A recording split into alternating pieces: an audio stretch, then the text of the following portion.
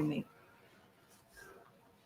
What's going on, everybody? It's Bill Bailey with today's Boondoggle on Domain Cleveland Radio, and sitting down with a friend of mine, a real hard charger, a go-getter, an author, an entrepreneur, my friend RaNae RA. What's going on, RaNae? How you doing? Hello, how are you? Thank you for having me. Good, good. We've been talking about doing this for a little while, and we're here doing it. Yes. So, like I was telling you, you got a interesting story, got a, real positive energy about you. You've come up with some goals, you crush them, and then you come up with more goals. But usually when I have somebody on for the first time, I like to get a little bit of a background to them. So, like, originally, what did you want to be when you grew up? Wow, I don't know exactly. I just knew that I wanted to be a woman that wore high heel shoes and wore pretty clothes. So like a princess, kind of. Yeah, or like a businesswoman that, was in the city and keeping it busy, That's what I envisioned. I remember just being like 14 years old and just pretending to be wearing high heels and what it'd be like, to match the skirt with the top and everything like that and look very sophisticated. And so that was pretty much, my goal. And then, so when you had that vision for yourself, like at 14, like, what did you like put ahead, like you were in high school around then, or yes. Mm-hmm. So like what pre-high school? Yeah, like junior high. Still junior high. Okay. And then I went to high school and I was graduating, and the first thing that I did was I got my real estate license. So at the age of 18, I had my real estate license because that's what I wanted to do. I wanted to wear nice things, nice clothes, and to be someone that, my family was pretty big into real estate. My father flipped houses and always had a rental property. So I knew real estate was the way to create wealth. And that's what I didn't really want to be famous at all. I just wanted to have a financial situation where, I didn't have to worry and was very to-do. So 18, right out of high school, get your real estate license, start doing that for a little bit. And then what other ways did you expand? And so then I feel like I was drafted to the war, but it wasn't the war. I got the dreaded call from my father, come over, I need you to fill out a form. And I got there and I said, what's this for? And he said, well, my employer is hiring. And I was all like, oh, I don't want to do that. I want to wear, my pretty clothes, my pretty dresses, and be a girl, be a woman. And he's like enticing me with the benefits and the paid vacation and telling me like, with real estate, you don't have all these benefits. You don't, get to have paid vacations or your dental and health care paid for. And that you'll never have a pension with real estate. And so I was like, he's right? So it's like, well, fill out this form. They're only hiring 400 people and they're picking out of, at that time, I want to say maybe 5,000 people because every employee at Ford Motor Company had gotten this, what's called a lottery chance. And you put one person's name in and then it goes into a barrel and then they picked 400. So my name was picked. And so when my name was picked, it was like the draft. It was like, you got to go. And it was like, no matter. And then it was like, you got to go. And no matter how hard it is, you can't quit. Like, just no matter what, like the pain, I started in the iron foundry, which was the Cleveland casting plant. It's no longer with us. And it was what the Plain Dealer, our local newspaper, had called Hell's Personal Bakery. So for being like a 20-year-old girl who had dreams and aspirations of being very sophisticated, and having nice clothes and to be a prominent woman, to go to, what a local newspaper is calling Hell's Personal Bakery, there was fire and just, everybody was dirty and working hard, and everybody wore coveralls and steel-toe boots. So it was the furthest away, but Were you able to bedazzle your coveralls or anything like that? We did not bedazzle. I just wore a wife beater underneath, and just did the best I could. But there was definitely women that I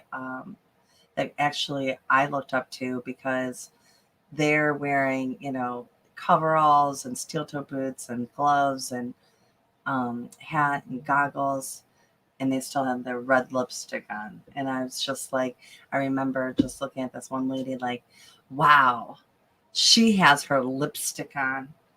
If she can do it, I can do it. So looking like Rosie the Riveter. She or whatever. really, yes. Badass. And I'm like, if she can do it, I can do it. And then that opened the door. Like what you said, you were like 20 years old, kind of left real estate and focused mainly on working in Ford. Yes, working in the auto industry. Yeah, and being a union member and learning, so much about the union. But aside from that, the whole motto of the auto industry is, I am my brother and sister's keeper. And that we all have a responsibility and a duty to make sure that our self and our brother or sister in the union get to go home to their family every day the way that they came into the plant. And that culture, as tough as it could be, and there was some really tough, bad apples in that culture, but the principle is what America needs so much right now, that spirit of brotherness. It's sounds very much like military, right. Like everybody has each other's six, wants to make sure everybody makes it home safe, hardworking environment, dangerous environment. Yes. But, I was thinking like, a lot of families, they kind of get you into the family, following the family footsteps. They kind of decide your, I guess, quote unquote fate going forward. A lot of people are, oh man, that's great. You're working for Ford, that you can get a retirement. That's the rest of your life. But you still had a calling to do more, and you listen to that voice and kind of chase that. Yeah. You want to talk about when that started, like how long you were there at Ford, when all of a sudden you were like, I feel like I'm meant for more. And yes. So like I said, I started, at the bottom of, it's a seniority shop. So I was definitely, it takes you about 5 years to even really have any kind of seniority to start to navigate to a better job. Right. So the bottom of the bottom is you're going to be chipping blocks. And then, there's other jobs that are opening up, but you need to have at least 5 years. And so in 2005, I had made a move because I had also, in between from 1999 to 2005, I also did work in the engine plants. And then I went back to the iron foundry before anyone else wanted to. And I remember being ridiculed for that by the building chairman at the time. And he had said, why are you going to the foundry? Like, it's hell. Like, nobody wants to go to the foundry. Once you get out, like, nobody wants to go back. Yeah. And I said to him, oh, I'm going. And I'll be back. And when I come back after going there, I'll be back with a high-low license, which is a better job. It's a more, instead of being tied to the line, or what some of us would call actually the chain gang, because in the foundry, the blocks, they you would hang them onto a chain, and it would go, the block from the melt department would go on a chain and on a hook, and then it would go out to what's called an airport gallery, where it would cool off until it was able to come back to where a technician would be able to be around it. And then the knockout house would knock the chain off, knock the block off the chain. You have to hit it with a sledgehammer at the exact right spot My uncle did that for 35 years. Wow. Right. And then it would come down to the coolers and it would get shaken. And then there was guys there that would put it in a rack. So you basically went back to, that field or that area, even though everybody was like, what are you doing coming back here? But you had to embrace the suck for a little bit so you can get that promotion. Amen. Right? We do what's hard until it gets easy, right? And that was like, now what was that? I forget what you called it, the what you were working towards to get the qualification or certification? Yeah, it was a high-low license to go into material planning and logistics. Okay, and so you had to do that that was a part of getting that license, going back to that area? Well, no, it's just I knew that if nobody wanted to go to the plant that sucks, that the person that did get the prize, right? So I think there's a quote that says the cave, how's it go? The cave you're afraid to enter holds the treasure that you seek. Oh, okay. Yeah, I haven't heard that one. That's a good one. Yeah, it is a good one.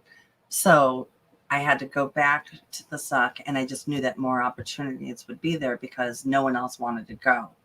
So I went. I remember going in like June, and by that December, I had my high-low license. I was in material planning and logistics, and so that gives you, more. You're not working as hard. The machine is working for you. Okay. And it's more. You could make a little bit of like you could run to the bathroom whenever you want.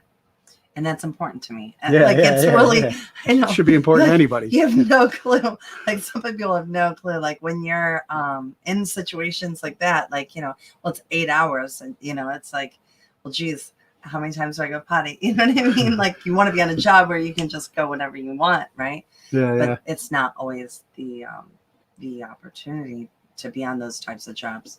So like I said, 2005, I received my MPNL classification, which also gave me a little more per hour, just peanuts, but still more, right? And at that point, then I knew I was at the top of what the auto industry has to offer to an average person. If I wanted to advance any further, I was going to have to go to college, right? Get a degree, and it would have to be in either labor relations or management, and then I could go up further within the auto industry. But I started to go back to school, and I just used education money that the auto industry the union had negotiated with the employers, and I started to realize, wait a minute, okay, if I go to college part-time, it's going to take me 8 years to get a degree that I'm going to start at the bottom. And I don't want to start at the bottom again, right? Yeah. If anything, if I'm going to spend my time towards anything, it's going to be something that's going to be to create wealth and to put me in a better position than what I already was, right? We're not going to go backwards. You got to keep moving forward, right? So I just chose a couple like marketing classes and internet marketing classes and interior design. It's at local colleges in Cleveland, Ohio, 2 of them. And then I had an opportunity arise to me to learn business, internet business, that someone had came up to me and said to me, RaNae, my ex-brother-in-law is a millionaire down in Marco Island, Florida, and he's coming up and he's going to show us this new internet business at 7 p.m. on a Thursday. Can you be there at a condo homeowners association room? And I was like, yeah, I'll be there. Like internet, like that's the future, right? Yeah. And this was actually 2008. And we were being forced to, with the decision, or not really the decision, but more of the the unknown of what was going to happen in the auto industry.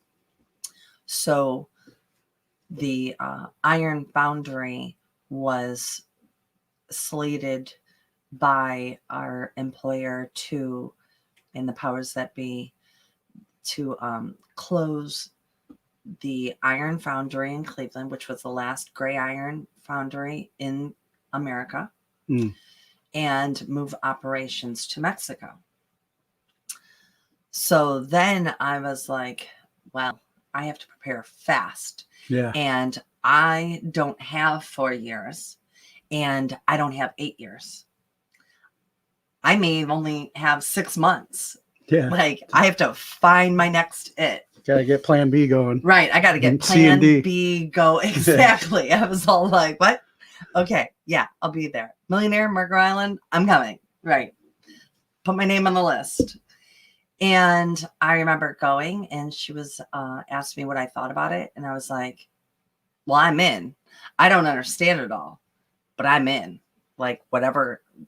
It was an internet business. And at the time, it only had about 2,500 products, and it was a different name. And I was just like, okay, well, I know nothing about business, but one of these product lines that this company has is makeup. And that's one thing that you know. I know.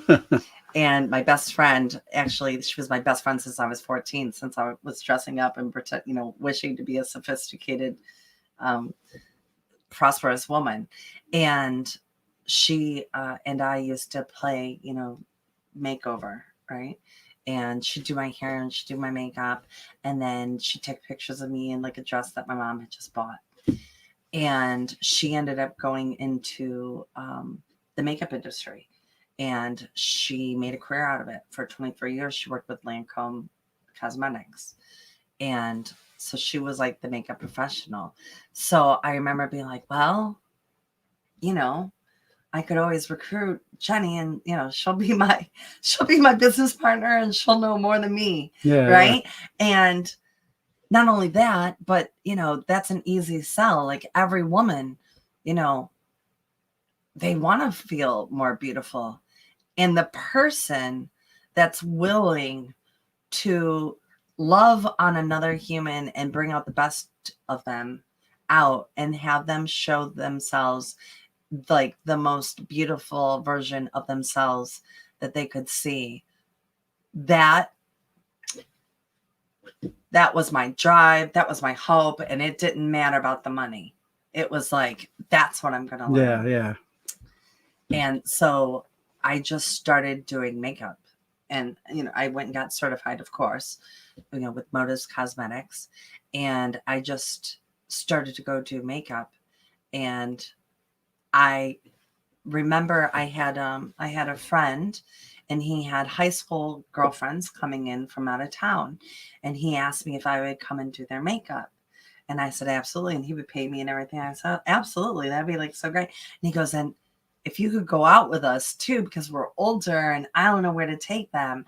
And they're coming in to Cleveland, and one's coming from Virginia and the other one's coming from California. And they're both life coaches. Oh, cool. And I had never even heard of a life coach at that point, right? Because this is probably 2009, 2010, right? And I'm like, life coaches. I'm like, wow, that sounds exciting, right? So I do their makeup and gave them facials, right, prior to doing their makeup, because I just want to give, right? I just want to love people. And so I do their makeup, and we're all going to go out, and I'll just remember them. I remember them saying, the one especially who was a life coach from California, and she actually now owns a spa in California. She said to me, she just offered me this little opportunity, whether I ever took it or not. And that was enough love and belief in myself that I was like, okay, that's my next goal. And so the little goal that she gave me, she said, I know you're good at this makeup. And if you start to get together a portfolio of you doing, makeup that you did, and you get good enough, and you come and visit me in California, and I'm going to give you free room and board. And you and I are going to take that portfolio of your work, and we're going to knock on the doors of Hollywood, and we're going to knock on them until someone opens the door. And my husband just so happens is a videographer in California. And so I know the doors to knock on. We're going to knock on those doors. And maybe you're going to be Lady Gaga's makeup artist and travel the world with her. Right? Yeah. And I was like, oh my gosh, yes. Like, okay, I'll do it. Right. And then that was my next goal. So then I started, I went to some kind of fashion show in Cleveland with students from Virginia Marty College of Art and Design. And I remember saying, I'm a makeup artist. And right now I'm just trying to build my portfolio. And I'll do makeup for you in exchange for the pictures of the work. Nice. And a fashion designer said to me, oh my gosh, yeah, will you do my fashion show here in Cleveland? And I was like, absolutely. So I did that. And then someone else told me I should call get in touch with the cosmetology schools and go in and teach for a day and just tell them like what it's about, being a makeup artist, and talk to them about cosmetics. And then I did that. And then I told all the kids, if they're interested, to contact me. And one of them did. And he somehow put an email out and made some contacts in New York City with the Bravo channel and with these kind of like a Jersey Shore knockoff, right? Yeah, yeah. And next thing you know, he's asking me, like, they nicknamed me like Makeup Mom, right? Yeah. And they're like, Makeup Mom, can we go to New York and do Fashion Week in New York City, right? And I'm all like, oh my God, kid, yeah, we can. Like, let's go make your dreams come true, right? And so I did that, and then and the whole time you were still technically an employee of Ford too. Still at Ford Motor Company, right? Like literally, I was, running into people out, at certain places, just like Panini's, grabbing something to eat, and some come to me and be like, "Oh my gosh, my girlfriend, Barb, told me you're a makeup artist in New York City." Like, and I said, Ford's RaNae, like. Like she worked so hard and dirty, like she's a makeup artist in New York. And they were like, yeah. And then he's like, and she pulled out pictures that she showed me. Pictures you hadn't even seen. Right. They were on my internet, they were on my Facebook. And I was like, oh yeah, right. I'm like, yeah, that's me. And he said, how? Like he was so astonished. Like, how did you get out? How? And I'll never forget. I remember I said to him, I go, that's the thing. I don't even know how. I just keep following God, and I just tell him, like, just keep leading me. And networking, the power of networking. The power of networking. Just being willing and exactly. Being available. And that's the whole thing, is that you'll also you'll notice that when you start to go into different industries, everybody's so, especially in business, so many people are just about the money and just about the profit, and they don't want to give. They just want to take, right? Yeah. So if you're the unique one who's out there giving, because think about it. Yeah. I wasn't just out there hustling because I had to make that next dollar. No, I had $100,000 a career sitting, just sitting there, like that. This was my free time. Yeah. So in my free time, I'm going to build my legacy. I'm going to build my future. I'm going to spend my time doing what matters. And, it just opened doors. Yeah. Doors just kept opening for you. You're willing to give. And, it's like that flow state they talk about, you give and then open to receive. Absolutely. And it's so true. And and it is, even like, wow, how did that happen? It's like, wow, it's just. So that doors open in New York, doors open in California through makeup and stuff. But then I know you've gotten involved in other projects as well, like Nutraceuticals and things. Yeah, right. How did you start getting into that stuff too? Then so then 2010 happened, which changed things actually for the better. 2010, the company that I had went with and was actually a business owner with and an UnFranchise owner with, our collective buying power of the company paid $600 million to the powers that be, Mr. Gates at that time, $600 million to buy Shop.com. And Shop.com was all the stores. So think of the movie and the book Confessions of a Shopaholic, right? So now I can do whatever else I want to do, right? I now have 3,000 stores on my business. So like inside shop.com, like the makeup part was one store inside the shop, right? And then, well, it was actually an exclusive brand of the company. Okay. So the company had 13 multi-billion dollar industries that they had their own exclusive brands of products. And that's what they had. And then they introduced Shop.com and blended the two. They, converged both of the companies, combined them. And Shop.com element was the stores, and the stores were already negotiated with the powers that be, Mr. Gates, and to pay customers cash back and to pay a small percentage to whoever brought the customer. And that's how it started to work. So then when it integrated it together, so then the 3,000 stores, such as Target, Travelocity, anything you can think of, they paid the cash back. Then they could use that cash back towards any of the products, like makeup line. So now with your shopping you already are doing, now I can even show you a way to get the makeup for free. Okay. So why wouldn't I want to go into your makeup for free?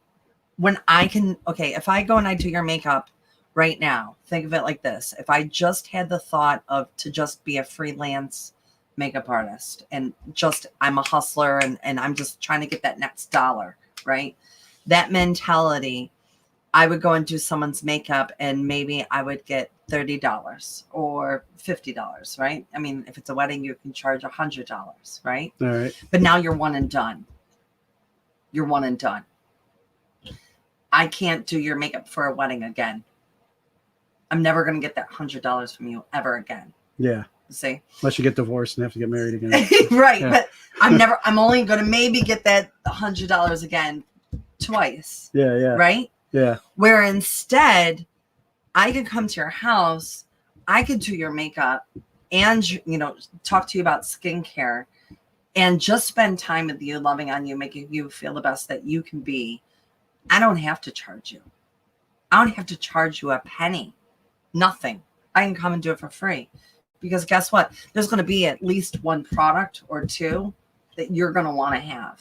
Yeah. And then you're going to purchase that. And every time you need that red lipstick, I'm going to get paid. Yeah.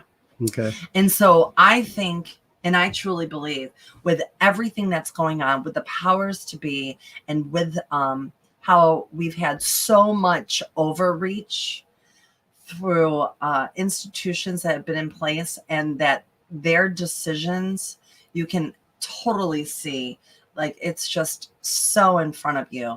You can totally see that they are putting profits over people, and they're putting profits and corporate greed over the sanctity of human life, right? And their way of thinking, even if they have all the trillions of dollars in the world, their way of thinking is not right, and it's lacking. And at some point, the levee is going to break. Yeah. And I believe right now we are at the levee is going to break. Corporate greed has gone too far that even, you could push yourself right out of a job. You know what I'm saying? You could do that with trying to take too much, right? Yeah. Yeah. So, and then you have the real power. Well, the real power is collective buying power. The real power and the real strength belongs to the people, because the people create the wealth. Without the people, there's no wealth, right? So when we start to teach people that their power is in their pocket and in their decisions and in their self-responsibility, it flips the whole game. And we're at this point right now where the levee's going to break. The game is about like the Monopoly board, right? Yeah. It's being turned over because it's like this. If you're going to starve me out,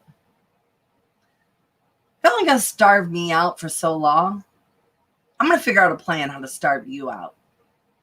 Right? Yeah. Like, you can only poke the bear for so long.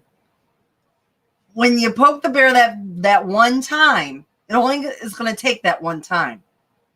When you poke the buying power, collective buying power of the collective of we the people, and you just keep poking that bear is going to rise. That bear is a sleeping giant that they don't want to mess with. Yeah. And that's why they got to do all these different things, Yeah, we're kind of getting a little ahead yeah. of the topic right now, but yeah. So you start building this shop.com mm-hmm. franchise, you're getting your name out there. Yes.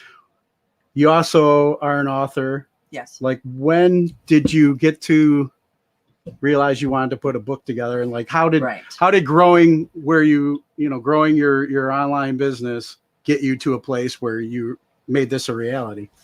Right. So with shop.com and Market America, I just go to different events, right? I go to different seminars. I go to different, I'm on my phone, webinars. Matter of fact, there's a international business conference going on right now in Greensboro, North Carolina. I'm supposed to be there, but instead I'm using my ticket to actually just stay at home and virtual tour the conference. And so it got to a point where just you're going to different events and you're going to different seminars and continuing to network with people. And it was it's only happened twice in my life. So like every 10 years, this one group puts together a Get Motivated seminar, and they travel the whole country. And it's like celebrity packed, like the business conference. Like when it comes, like you want to get to the Get Motivated seminar. Yeah. And they come to Cleveland because Cleveland is a powerhouse. I don't know if you even remember Cleveland Hustles. Like that needs to be revised. Like that needs to be restorated and Cleveland used to be Millionaires Row and everything, back in the day, the Rockefellers, and it still is. We just have to remind ourselves the true potential and power and stop seeing what is just in front of us right this exact moment, because on the other side of everything that's going on right now is a very great future. I mean, it is everything you've ever could have imagined. It's on the other side of this. And right now we just got to get to that other side. It's like, you can manifest, being poor, or you can manifest being prosperous. Right. Put out that positive energy. So I get to the Get Motivated seminar, and this was probably, it was 2016. And the first one was like 2011. So yeah, okay, so probably like what, 5 years apart. Every 5 years they come around. And it had gone from being at the Q, which is huge, Yeah. you know, our Cavs arena, to going to it was just at like the Wolfstein Center or something smaller. And I got there, and the main headliner this time was going to be Les Brown. But Les Brown wasn't able to come that exact day. And they're like, we're sorry to tell you, no, he's not able to make it today. Because I know he's older, so he has health issues. But we stood around, or we stayed long enough to hear the other speakers. And there was one speaker on there who said, he was more talking about going into public speaking. And I had already given, a public speaking speech in 2008 and knew that, to get your message out more, that's what you're going to have to go towards. So he was going to come back like a month later and do a 3-day seminar. And so I went to that, and he is a publisher. And so he was talking to us about the importance of having a book. And then he was putting on a speaker communication workshop where you would be certified in Canada the following month. And so I'm like, okay, I'm going. And I remember I had a business partner who at the time wanted to go no matter, like, more than anything in the world. But he didn't have a passport. Well, since you don't have a passport, you can't go. Like I told you, be prepared for this. Like, things are happening fast. Like, always be prepared for no matter what. Yeah. When an opportunity comes, because it's better to be prepared and not have an opportunity than to have an opportunity and not be prepared for it. Right. So I'm like, well, I'm going. Sorry, you can't. But I've been telling you, get your passport. So I go, and at the end of the 3 days in Canada, Raymond Darren says, I'm going to co-author 3 books. Come up and pitch me your book. And I remember, like, I didn't have a book, right? Matter of fact, all I had was this first little title, From Steel Toes to Stilettos. And to pitch the book, I had to tell him what the book was going to be about. And the book was going to be about my biggest tragedy and how I overcame it. Not my greatest accomplishment, but how I overcame my greatest tragedy. And so I remember he had like 10 people were all going to be pitching for this 3 spots, 3 books. And I'm like, okay, I got to pitch my story and talk about my greatest tragedy. And I just turned around from the circle and cried my eyes out. And then it got to my time, and I turned around and I wiped my tears and I told him, and he said, wow, incredible. Of course I'll do your book. You go and tell them you're one of the 3. Wow. You're one of the 3.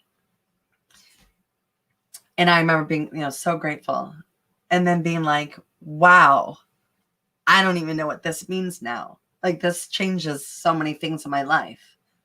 Right. You care to share what it was you shared with them? And that was the greatest tragedy in my life was my mother's suicide. And that I'm a suicide survivor.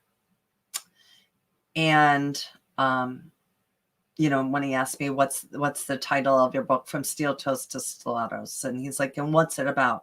And I said, it's about, a woman that works in the auto industry and what it's like for a woman to work in the auto industry and how hard it is, with your smaller stature and the heat and everything. And, the things that you go through that actually make you stronger and unstoppable.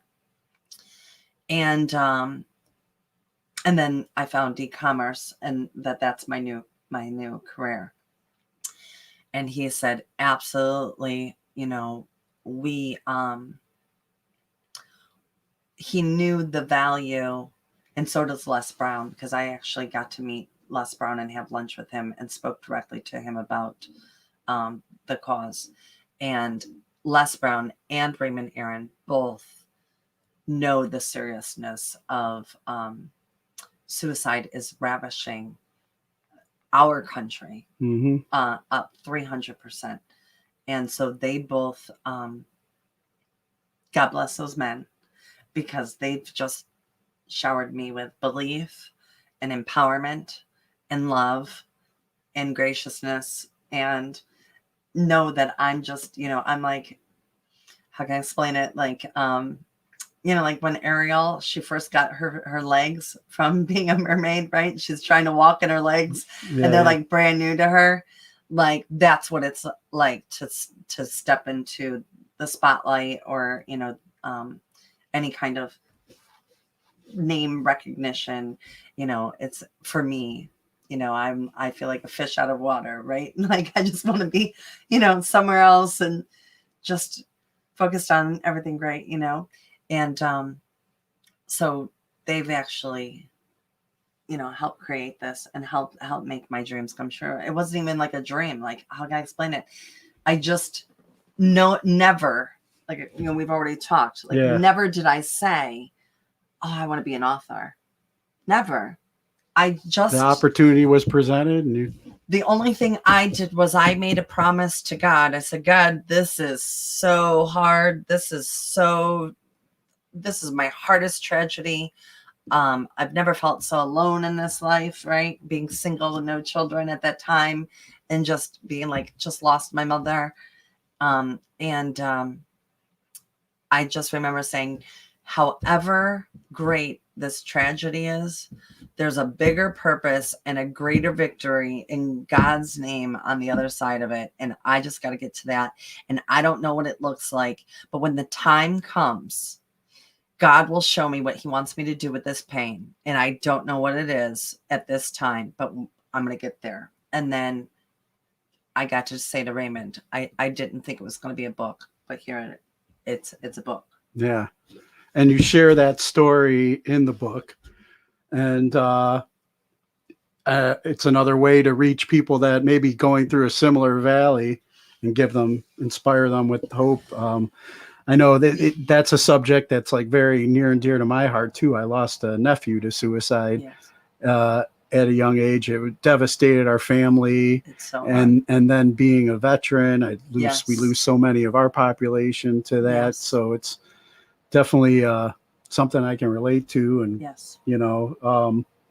But like God says, he takes all things and makes them new, Yes. And, yes, he does. Uses them for his good. And that's right.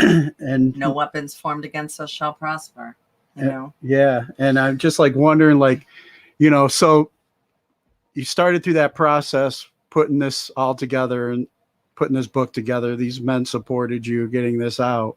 What's been the, when it was finally all done and printed and you had the hard copy, in your hands and stuff like that, it must have been a huge weight lifted off. But at the same time, then it was just like, okay, now what's the next? Let's see what happens. So what's the response been to people that have, read the book? Everyone that's read the book, I've gotten great feedback. I've had people say, I had a wonderful friend say that, it's the best book she's ever read. Now, I want to make it very clear, like, it is a really hard, like that tragedy in that little story is hard, but when you read the whole book together, like, there's so many inspirational quotes that I put in throughout the entire book, and song lyrics and things that actually are beneficial. That one of the greatest compliments that I got was a guy told me, that he keeps my book on his nightstand. And he's read it fully through 3 times, but whenever he has a bad day, he just turns to like just a random page, or maybe he knows what page, right? Yeah. And it helps him. And so that's what it's about. It's about, like, this is a piece of me that is a friend that's beside you, that can go with you anywhere, right? Yeah. And and it's a piece of you can give. Exactly. For others to. Exactly. Yeah. Have you had people like that have been through like similar situations with losing a loved one to suicide, say, how your book has helped them? A little bit, yeah. I think of one for sure that I remember for sure. But a lot of I actually had another veteran like you. He actually said that he prayed out loud during my book. Like, it was so, like, he was praying out loud. Like, so it, everybody's different. And so it just depends on, how they react to different things. But no matter what, there's so much inspiration and motivational things in there that I made sure that I tried to put as much as I could. And then how much, now you have this book out there. You're a high selling author. You kind of got like more legitimacy behind your name now. Right. This is a huge thing on that portfolio you talked about in the beginning, building for the makeup. Yeah. This is huge on that. How many more doors has this opened up for you now in the business world? Well, one of my favorite opportunities that I opened up was I was being coached in the fall of last year by Les Brown himself with Power Voice, his coaching program, and also with Sharon Letcher, who is like my businesswoman crush, right? Sharon Letcher served on 2 different presidents' advisory councils for financial literacy, and she was the woman CEO of Rich Dad Poor Dad, also one of the co-authors of the book Why We Want You to Get Rich, or to Be Rich. And I got to have her kind of groom me and help me, and her husband. And that was really cool too, because her husband is actually an intellectual property attorney, and not just any international property, intellectual property attorney. He is the intellectual property attorney who represented the Cleveland Browns. Oh, wow. Against Art Modell to keep the Browns name in Cleveland. Sweet. So I hang out with like secret celebrities like that. I'm all like, dude, that's so boss. That's gangster. That is awesome. You know what I mean? Like, huge. Yeah. So I like to be in little masterminds and secret, like, meetings with people like that. And I'm glad you brought up masterminds too, because like I went through this program that introduced like masterminds and the importance of the accountability. It's like forming these groups where everybody kind of encourages each other. You tell each other what your goals you're going for, and they don't really ride you or nothing, but they just kind of hold you accountable to, are you going to do what you say you're going to do? Like how here's how they work. And it's so amazing. You're telling your goal to someone else. Whenever it's even, even if it's a small personal goal, like, trying to give up life to it, trying to give up pop, right? Let's say we're not going to drink pop anymore. Wherever you're from, maybe you drink soda, right? Yeah. We drink pop in Cleveland. So when you tell someone else, I'm going to do something, it has a higher weight on it. Yeah. And you actually will fulfill it more. And so when you start creating these, we already have communities. I think we all can agree. We already have enough people trying to drag us down in communities in different, no matter what walk of life you're in. Yeah. No matter there's always going to be from. Misery loves company. Misery loves company, right? Crabs in a bucket. Yeah. Once the crabs see one crab trying to escape the bucket, they drag that crab back down. So we already know once you leave your home, you're going to encounter someone who's going to yell at you in traffic who doesn't know anything about you, right? Yeah. You may not, have such great time at places that the powers of be own, right? And, coffee shops and fast food places, right? So to have this community, and you know what? Small little communities, it doesn't even have to even be business related, right? Yeah. I mean, it could be an app where you're all like-minded people and trying to find the truth, the best, trying to help each other, want the best for each other. Those types of communities, they don't have to be, this isn't the 1700s. Like for me, I would relate it to kind of like, I'm in recovery. I go to AA meetings. I have a home group. I have a men's group like tonight that I attend every Friday nights. And we just help try and support each other to become, better today than we were yesterday. Amen. Exactly. And I think, it's so needed. And that's one thing that the powers that be can't stop. You can't stop. I don't care how many, masks somebody wears. There's still, at some point, they're going to talk to someone else. Yeah. And that's the power of talking. And we're not talking about mass mandates either. We're talking about the fake, the images we hide behind, right? All of it. Exactly. Yeah. Like, you can't stop people from talking to each other. And here's the beautiful thing about talking to each other. I can't see what's in Bill Bailey's mind, right? I'm not really Superman. I don't have X-ray vision. I can't see what's in your mind, right? But if I see you in an elevator and I'm, I could ask you a question like, hey, do you like Superman? Like, I love your shirt, or just even, how about a compliment, right? Yeah. Give a gift. Hey, I love your shirt, Superman, right? And then you're like, yeah, I love Superman. And then I'm all like, well, Superman was from Ohio. Yeah. And you're like, maybe we're in Chicago and we're in an elevator. And he's like, no, I didn't know that. But like, well, yeah, he was from Ohio. And so am I, and my name's so-and-so. And I'm the author of the book From Steel Toes to Stilettos, right? Yeah. And that conversation, okay, so then that quick interaction that I just made, let's say he goes and he purchases my book and then he reads it and it changes his life. I have a responsibility and a duty to do that because we have to. It's so needed. And so definitely pick your tribe, find your tribe, find your beginning. Yeah, I try and tell my daughters this all the time too. It's like, look at your circle. Yes. Look at your circle of people that you spend time with. Yeah. What are they doing with their lives? Right. What goals do they have? What are they working towards? Right. Because that's how you're going to be. Yes. Yeah, so choose wisely. You are the accumulation of the 5 people that you spend the most time with. Yeah. You are the sum of them.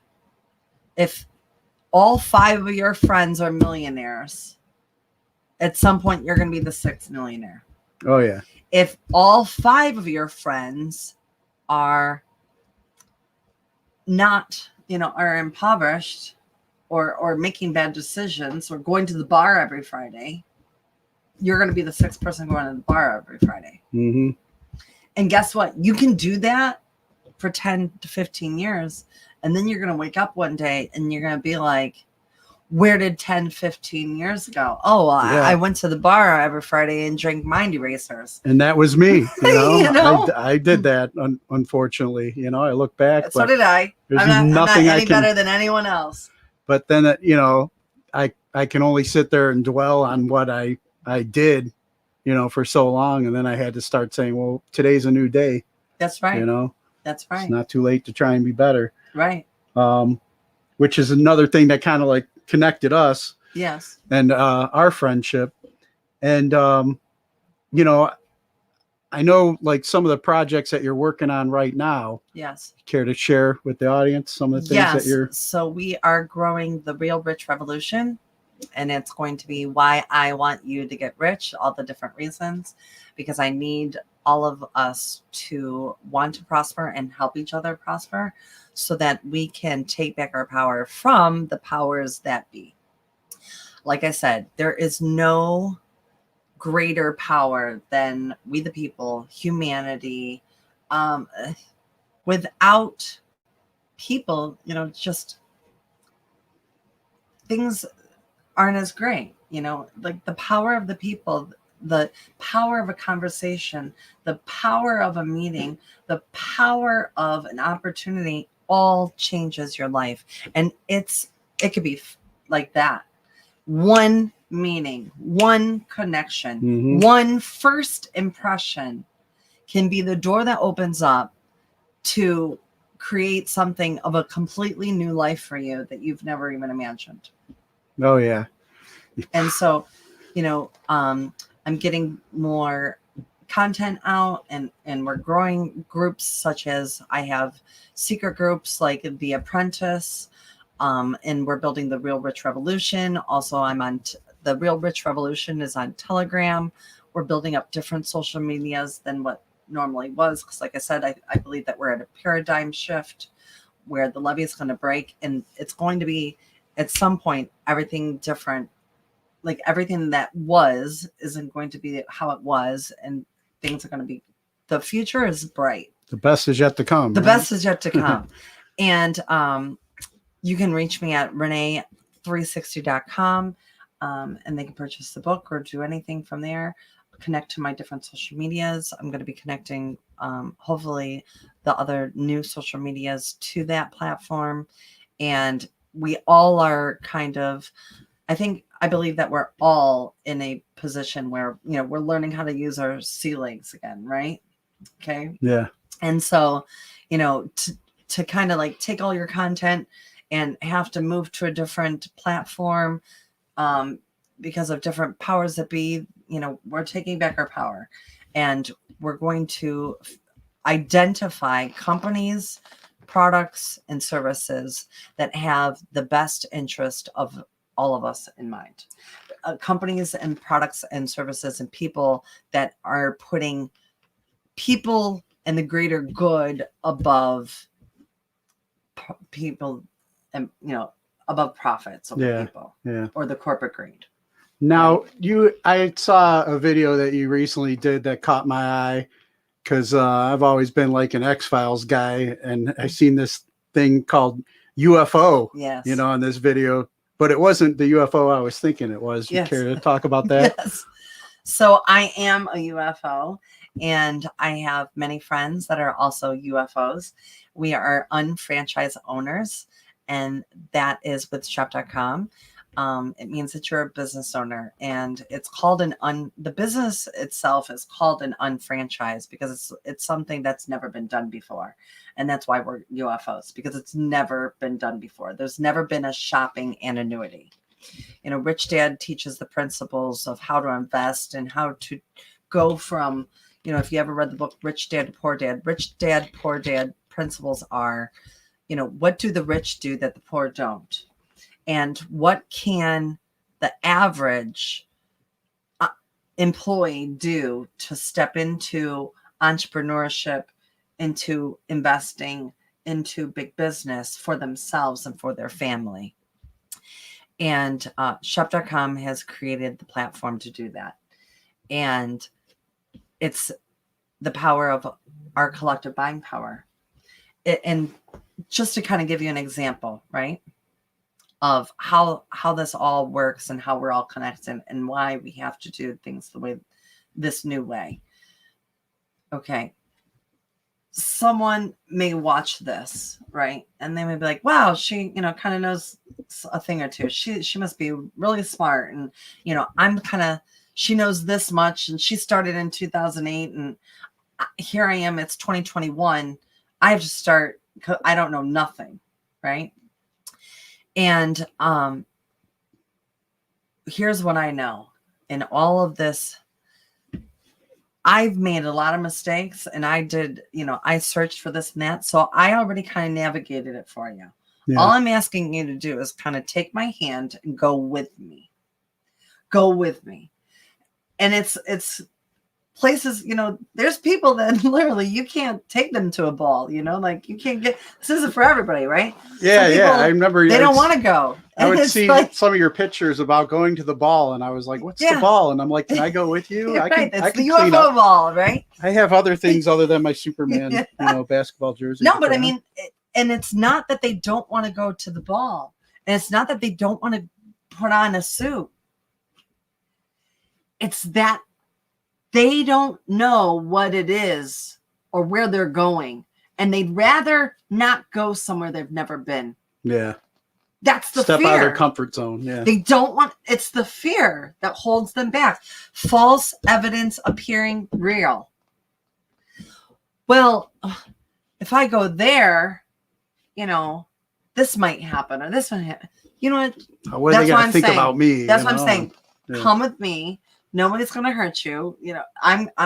It's just entrepreneurship, right? Nobody jumps and, be from back and steals anybody in entrepreneur. These are business settings. And I think that's the most beautiful thing is that these are business professionals that are, that know what it's like to walk through that first door of that first business conference or that first seminar, and nothing, but that you want to be the person on the stage, right? And so the UnFranchise opportunity is something for the average person to see the other, really not just see it, but touch it, feel it, and be a part of what it's like to be a Superman, what it's like to be a UFO, what it's like to go to outer space, what's it like to reach limits that you've never reached before. And I'm going to tell you, this is the most important thing. It is better to have a goal and not reach it than to not have a goal, because you'll reach it every time. Yeah. And so, I'm going to tell you, I'm happy that today I get to sit here and say I have a book, right?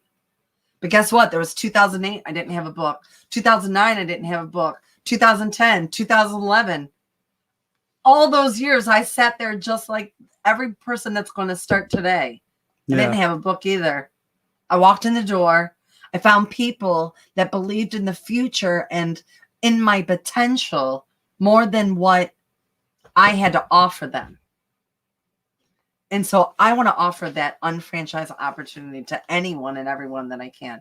You can follow me on Telegram. Just go to The Real Rich Revolution and you can send me a direct message or any of the social medias. It's just RaNae, Ra, or different ones. We're adjusting them because we're going to be changing. We're going to be changing the last name because that's another part of the whole networking. Is we're growing. Right? Yeah. So we're constantly growing. Now you mentioned some of the goals. Having it better to have goals. And you've talked about some of the goals that you've already accomplished. What kind of goals you got going forward? Well, book number 2. Okay. That's my goal. That's my once I get to that book, right, everything's going to be, that was my next one. It was like, as soon as, this one was done, I got the award. I was like, okay, I get to, tell people about it and what they do. If they purchase it, they purchase it. They read it. I can't control that. I just keep going. And so book number 2 is the goal. And see, that's the whole thing is once you start to grow into entrepreneurship, your goals change. Yeah. Okay. And so most people would want to hear me say, oh, my goal is, once I get this Lamborghini, yeah. right? Then it's, and I'm all like, so like when you ask me my goals, see, that's the whole thing about goals is they're personal. And the beautiful thing about it is your goals are not going to be my goals. Your dream is not going to be my dream, right? And that's okay. That's perfect. That's the beauty of, that's how God created all of us. We have our own goals. We have our own dreams. We have our own DNA and genes. And it all works. There's plenty for all of us. We just do have some selfish people, but not in the way of what they're trying to make it think that it is at this moment. But here's the thing that I have to tell everyone is that aside from just having goals, right? And our goals are all going to be different. Like my goal is to help as many people as I can in this time, and to be able to find the solution to what problems we may face as humanity in the future, and how to maybe reverse some of the bad things that have come into play. And that's why I'm on this mission. This Real Rich Revolution, my main goal with it is not monetary. It's not materialistic. Here's the thing I know. No one of us is as smart as all of us. It's just like being in this whole time that we've been in recently. You may listen to a 2-minute video from a teacher in California or a gentleman in New York who's just fed up. And you listen to the gentleman in New York who's fed up, and you talk to that teacher in California who's fed up, and they both talk different, and they both think different. Guess what? They both have great points. Mm-hmm. And I'm going to take a little bit of what he said, and I'm going to take a little bit of what she said, and now I have an argument, or I have the facts to stand stronger in my side of the argument that I believe is right. Yeah, or you have a better understanding. Like people haven't, especially with social media, it seems everybody just wants to run around with their bullhorn and get on the soapbox, but no one's listening to the other side. Yeah. And we need to, like you said earlier, we need to communicate more. We need to talk more. We need to use our voices. We need to use our ears as well. Yes. Yes. God gave us 2 ears and 1 mouth, right? Yep. And that's what it's about. So my next goal is for the Real Rich Revolution to become a movement that empowers and strengthens all of humanity. And then together, we're going to write another book. That's going to be book number 3, 4, 5, 7, 20, right? Yeah. And so that's the whole thing is, you don't have to be great to start. You just have to start to be great. And so in order for a nation to be great, the people have to be great. And so I don't know what your goal is or what your situation is, and I don't know what your start looks like. Maybe your start is you could go to my YouTube channel and find NB Factor. And, maybe there's a video that I said even 5 years ago.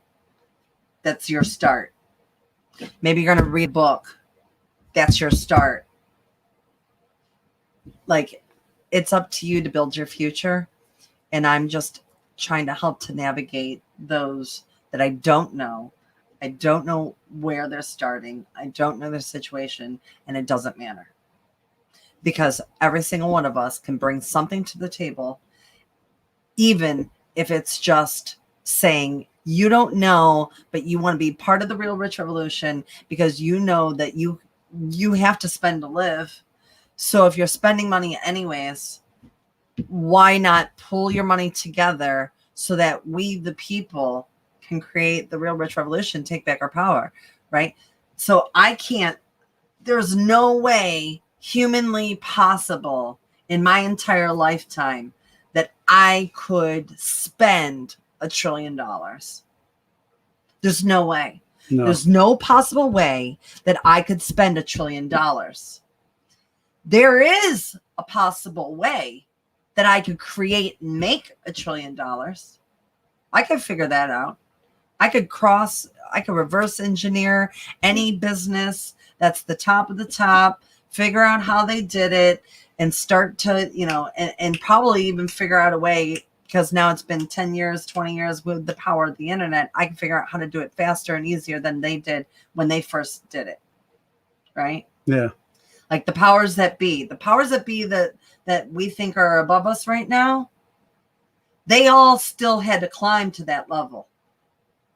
And so if they can climb to that level, we can climb to that level. And guess what? We can get there faster and quicker and better and stronger if we go together.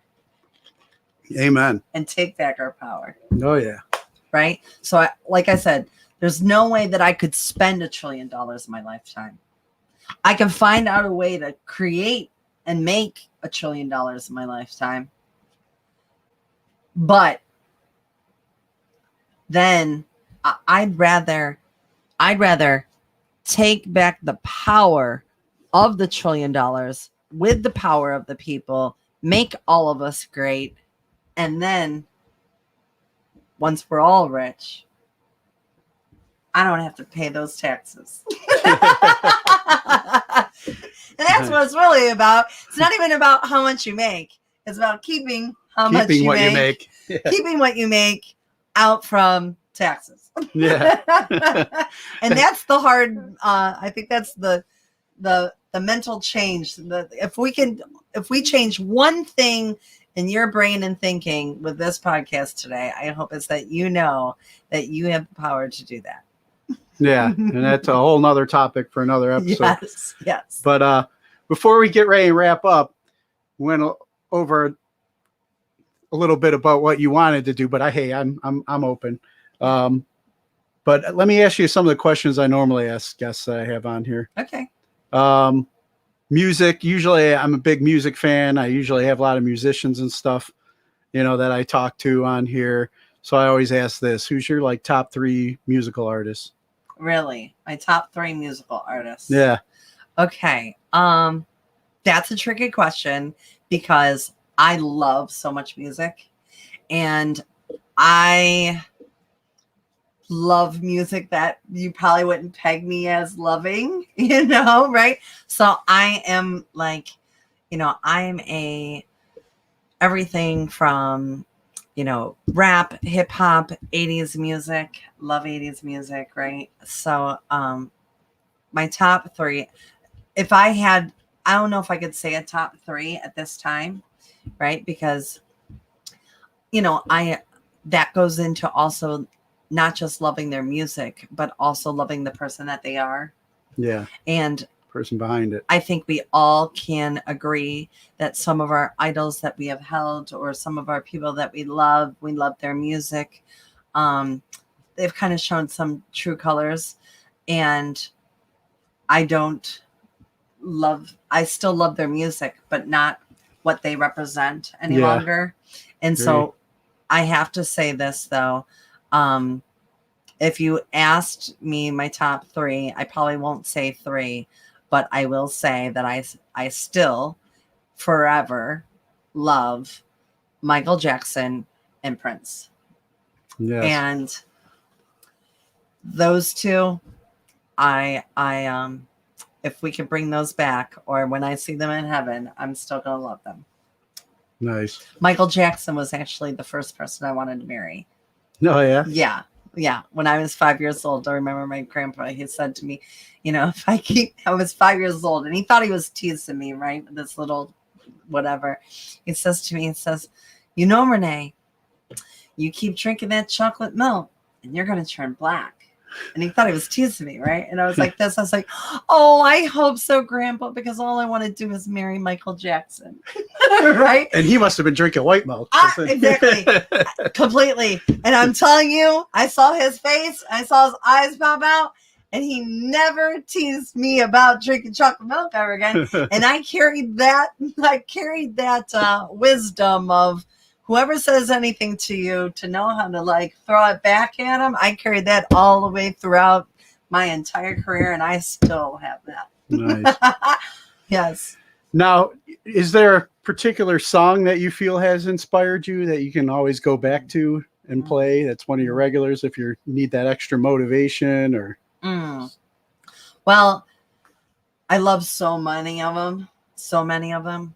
So if I just had to say one song, if I had to say 3 songs right now that I absolutely love and just, it would be Led Zeppelin's Stairway to Heaven. And there's also a version of that by Mary J. Blige. I love both the versions. And I don't know, probably Thriller by Michael Jackson. And then it would have to be so many more Michael Jackson ones. Like I just love inspiration and motivation, and Michael Jackson, and Prince, like they both tried to like tell us like, hey, the powers to be, they're no good.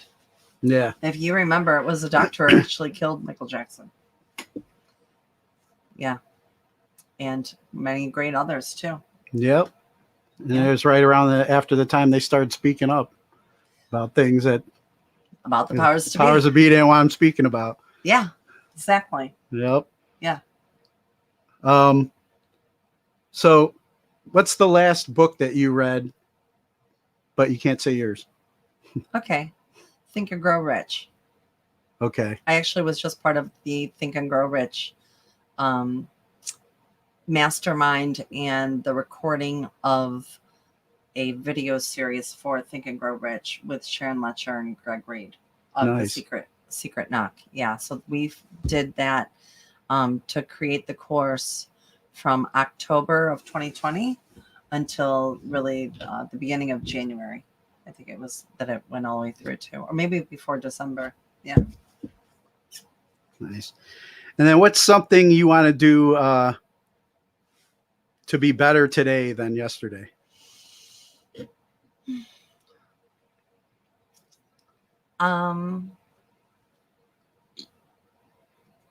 Geez, I think I would say, to be able to have every single vitamin supplementation that I want. That's on my like to have list, and to just be like, like taking all of it. Like I need to take my azotaxanthin. Like I need to be taking that every day to build my mitochondria, right? Like so I kind of like I have geek girl goals. What's that? Damn, what was that one movie with Bradley Cooper?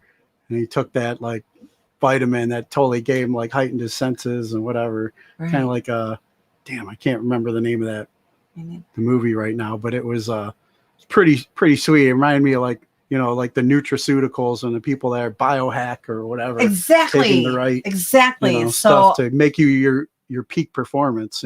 Yeah. So to kind of get back to I forgot to finish that story.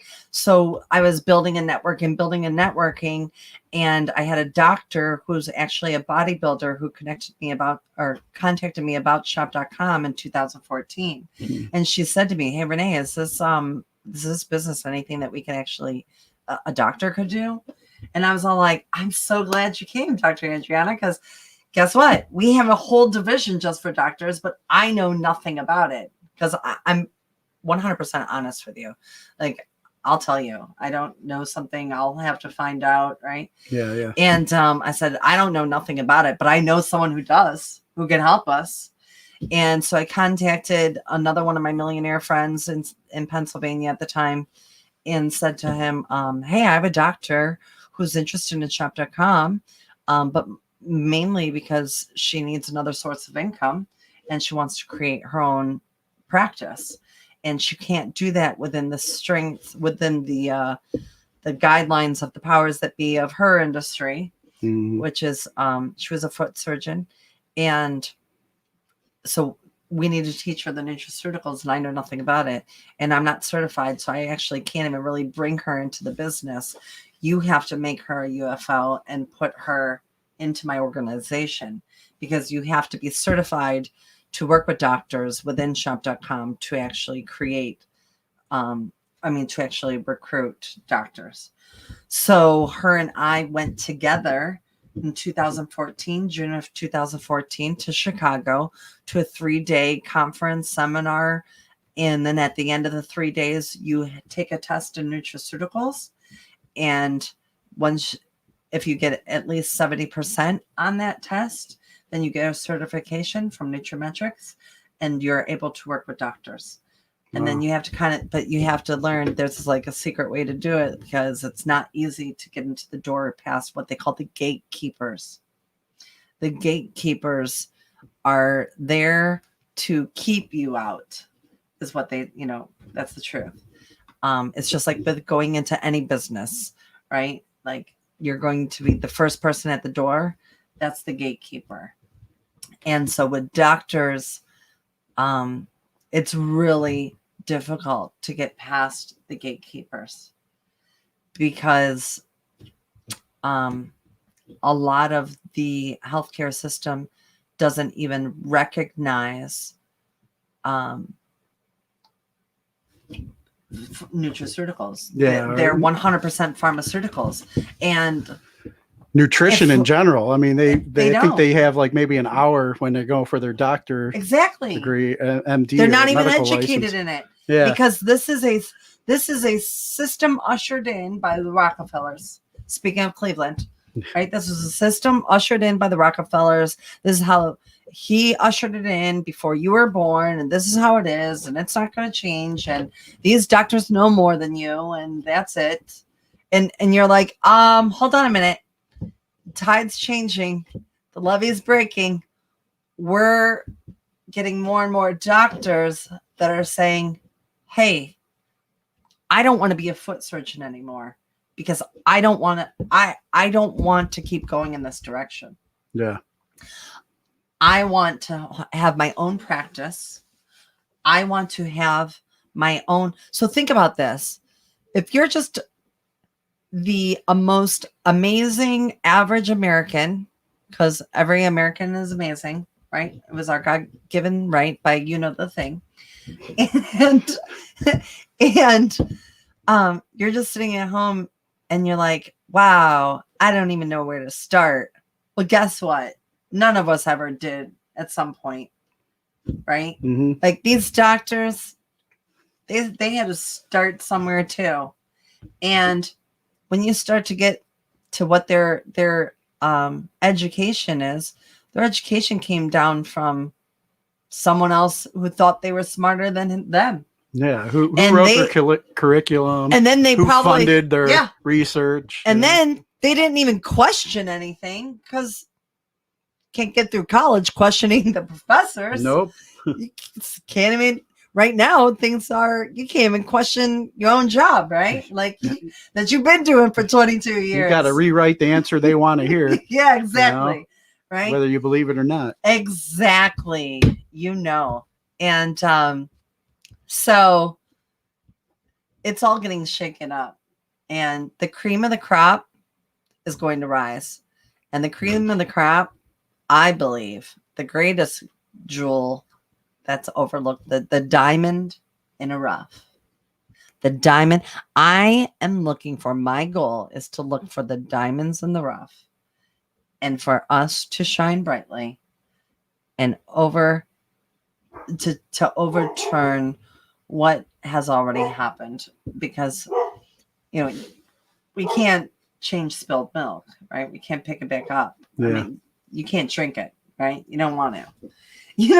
No.